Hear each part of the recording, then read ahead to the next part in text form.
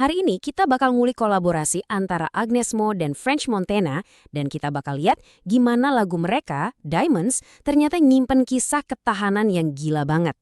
Dari jalanan Bronx sampai ke panggung dunia. Oke, kita mulai dari yang santai dulu ya. Kutipan dari Agnes Mo ini nunjukin banget betapa cair dan asyiknya hubungan mereka berdua. Ini jadi pemanasan yang pas sebelum kita nyelam lebih dalam ke cerita di balik kerjasama mereka. Nah, dari interaksi yang seru-seruan tadi, sekarang kita beralih ke detail resmi kolaborasi musik mereka. Dan ini bukan sekedar proyek biasa loh, ini benar-benar pertemuan dua dunia yang sangat berbeda. Ini dia fakta-fakta penting soal Diamonds. Rilis tahun 2019, lagu R&B yang asik ini jadi langkah besar buat Agnes Mo di panggung global. Tapi coba perhatiin deh temanya, kekuatan diri dan perayaan keberagaman. Nah, tema ini bakal jadi kunci banget buat sisa pembahasan kita nanti. Ingat-ingat ya. Pertanyaan ini nih yang jadi titik baliknya. Karena buat benar-benar ngerti lagu Diamonds, kita harus lihat lebih jauh dari sekedar panggungnya. Kita perlu gali kisah hidup French Montana yang ternyata, wah, mengejutkan dan inspiratif banget. French Montana. Nama yang kayaknya udah dikenal di mana-mana, tapi di balik nama panggung itu ada nama Karim Kharbuch, seorang anak laki-laki yang awal hidupnya jauh banget dari gemerlap panggung yang kita lihat sekarang. Nah, coba deh lihat kontras di sini. Gila kan?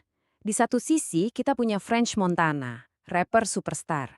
Terus di sisi lain ada Karim Kharbuch, remaja imigran yang datang ke South Bronx, salah satu area paling keras di New York, dan gak bisa ngomong bahasa Inggris sama sekali. Beda banget kan?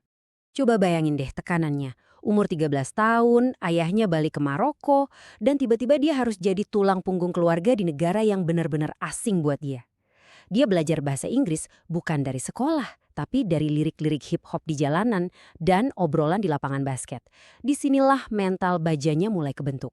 Perjalanannya dari titik itu ke puncak ketenaran jelas nggak gampang. Ini tuh kisah soal perjuangan, tekad yang kuat banget dan gimana caranya ngubah kesulitan jadi peluang. Yuk kita lihat gimana dia ngebangun semuanya dari nol. Garis waktu ini nunjukin betapa berat perjalanannya. Coba deh lihat tahun 2003. Dia selamat setelah ditembak di kepala. Di kepala loh. Buat banyak orang, kejadian kayak gitu pasti udah jadi akhir dari segalanya. Tapi buat dia, itu malah jadi titik balik buat makin serius di musik. Jauh sebelum ada kontrak rekaman, dia itu udah jadi semacam entrepreneur jalanan. Lewat seri DVD Coken City, dia ngedokumentasiin budaya hip-hop dari sudut pandang paling jujur, sambil ngebangun nama dan reputasinya sendiri.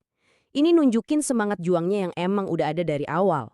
Di tengah kesuksesan, dia nggak pernah lupa sama kerasnya dunia yang pernah dia jalani. Kutipan ini nunjukin sisi humanis dia, penyesalannya atas meninggalnya sesama artis, Mac Miller. Ini jadi pengingat yang ngena banget tentang bahaya yang selalu ada di dunianya. Seiring berjalannya waktu, identitasnya sebagai seorang imigran bukan lagi sesuatu yang dia sembunyiin. Justru sebaliknya, itu jadi bagian paling penting dan paling dia banggakan dari musik dan pesan yang dia sampaikan ke dunia. Dan ini dia puncaknya.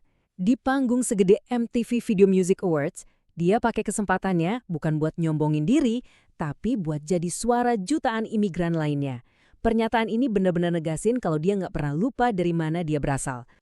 Dan ini nggak cuma omongan doang loh, ini kelihatan banget di karya-karyanya.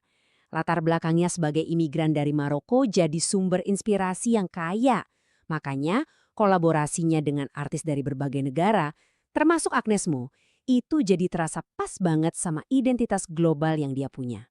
Nah, sekarang waktunya kita sambungin semua benang merahnya. Perjalanan hidup French Montana yang penuh tekanan dan kesulitan itu ternyata klop banget sama tema lagu kolaborasinya bareng Agnes Mo. Agnes Mo sendiri ngejelasinnya dengan pas banget. Lagu ini bukan soal perhiasan mewah, tapi soal kita manusia. Ini semacam pengakuan bahwa setiap orang dengan semua latar belakangnya yang beda-beda, itu punya kilau dan nilainya masing-masing, persis kayak berlian. Jadi, ini dia intinya.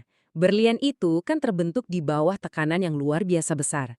Sama persis kayak perjalanan hidup French Montana. Dari imigran muda di Bronx sampai jadi bintang dunia, cerita hidupnya itu adalah wujud nyata dari metafora ini. Kekuatan dan keindahannya lahir dari kesulitan.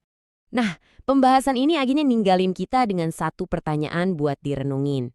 Kisah French Montana dan Agnes Mo ini Jadi pengingat kalau potensi yang luar biasa itu sering banget tersembunyi di tempat-tempat yang gak kita duga. Tinggal nunggu waktu yang pas buat bersinar. Kira-kira berapa banyak lagi ya kisah kayak gini di luar sana?